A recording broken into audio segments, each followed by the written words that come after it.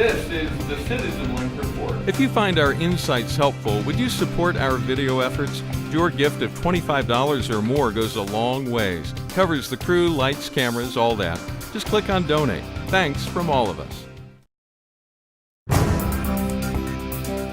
The Senate is working on an imperfect immigration bill, but what's in there that's worth keeping? This is the CitizenLink report. I'm Stuart Shepard along with Tom Minnery, the Executive Director of CitizenLink. Hi, Tom. Hello, Stuart. Tom, this is a topic that can get people into an argument in a hurry. I'd rather not fight with you today. Let's just talk about what's good in the bill and what's problematic about it. First, what's good? It's a big bill, and it's a comprehensive bill. That means there's a lot of devil in the details, as they say. But what is good is the fact that something that Focus on the Family decided is one of our principles.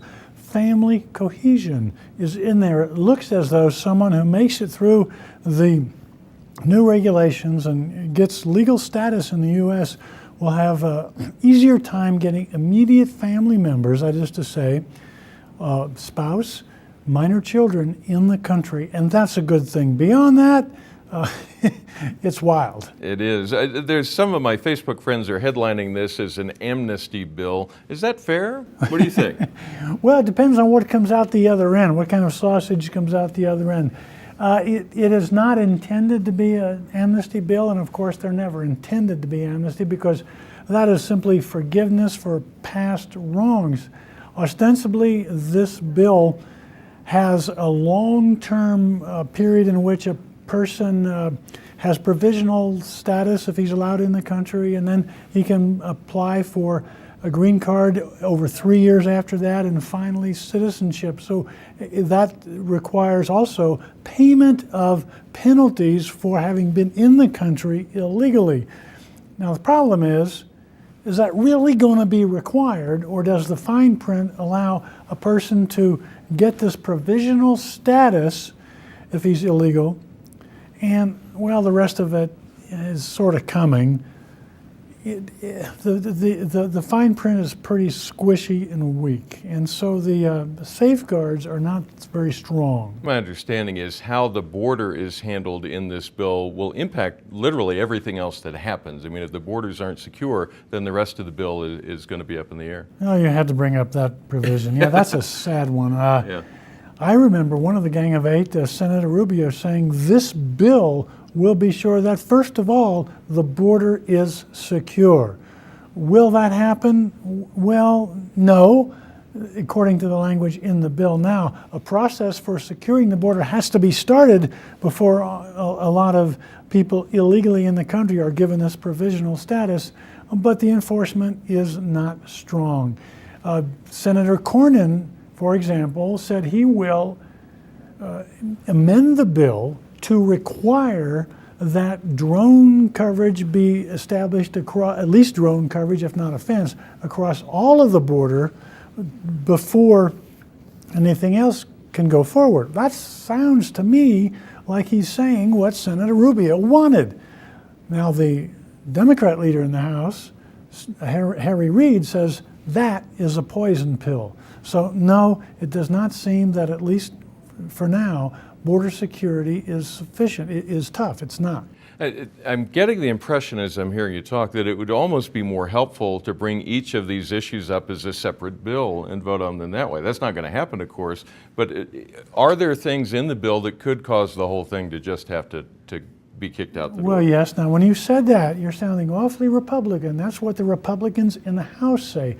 Rather than try to make us swallow this 1,000-page comprehensive bill with all of this fine print that doesn't seem to say what the sponsors intended to say for devious purposes, why don't we pass a bill that requires border security? And then when we get that, let's pass another bill that allows illegal people to get this provisional status in the bill. Why don't we take this stuff in order? Well, because the liberals don't really want that. They want the fastest way to protect the largest number of illegal people, and that's what makes conservatives furious. Stepping into this area with some trepidation, but what are the dynamics that are leading to these different views of how we should treat immigration? What do the two sides really want? What are they angling for? Well, the Democrats have recognized that Hispanics can become a very important ally politically for them. But on the other hand, the conservatives say, no, wait it, not so fast. Hispanics have voted only about half of their population here. In other words, only about half of eligible Hispanics have voted. Those who have not voted tend to be conservatives. If the conservatives would have a stiff backbone, stand up for conservative principles, then they too could encourage votes from conservative Hispanics, saying that Hispanics tend to be conservative. So it's that political advantage that's one big thing. The next big point of twisting and turning is guest workers. Now, labor unions don't want competition from low-paid temporary workers, recognizing there are a lot of agricultural workers who don't want to be citizens, don't want to be here permanently. They want to come, they want to work the harvest, and they want to go home. Labor unions don't like that. So there is a guest worker program in the bill, but there's an awful lot of red tape, and leading a lot of employers to throw up their hands and say, I can't get a legal guest worker in here because of all the red tape. And so while the conservatives want more guest workers, the unions are putting red tape on it. The Democrats are going along with that. So that's a big bone of contention. The other one is E-Verify, or some similar system by which any employer, before he or she hires, must ensure that that prospective employee is in the country legally. That's a big bone of contention. Now, this, as we're recording this, is just beginning to kick off in the Senate. They're moving on the cloture vote on the motion to proceed, the kind of language that puts me to sleep, just to be honest. But once they're done with it, it still has to go to the House, and then it's going to be mixed up all again. Well, House Speaker John Boehner says, I think we can get a good bill out of the House by the end of the summer. We will see. This bill will be in the news, and the first stories about it will be that it has cleared its first hurdles in the Senate. That's because people want to get to the bill, even those who oppose it. They want to try and make it better, and then we'll vote on it. The key is 60 votes, because it will require the supporters of the bill to be able to overcome a filibuster that the opponents will set up, and that requires 60 votes. And that's the cloture vote we were just talking about. It's the rules of the Senate are designed to make it harder to pass bills, and that's on purpose. That was the design from the beginning.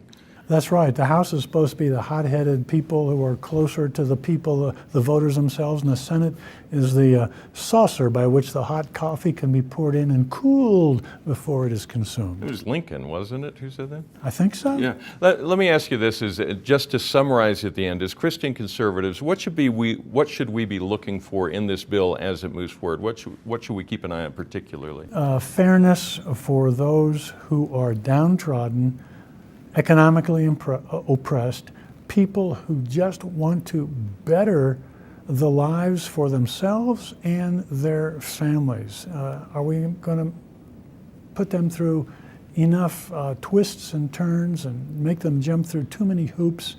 And you know, actually, Stuart, we're going to have to depend on the experts who are in the debate, who understand the tremendous details of this bill, to take signals from them as to whether what I've just said actually is happening, because from this distance, it is hard to understand the twists and turns of such a large bill. All right. Tom, thank you for laying that out for us. It's very helpful. And thank you for watching. We always appreciate hearing from you. You may write to us at mail@citizenlink.com. We encourage you to pray for our elected officials as they spend this summer trying to figure out this difficult issue for our nation, trying to figure out what is fair and what's proper for the folks who would like to be here, either permanently or for a period of time. And remember, stand tall and be heard.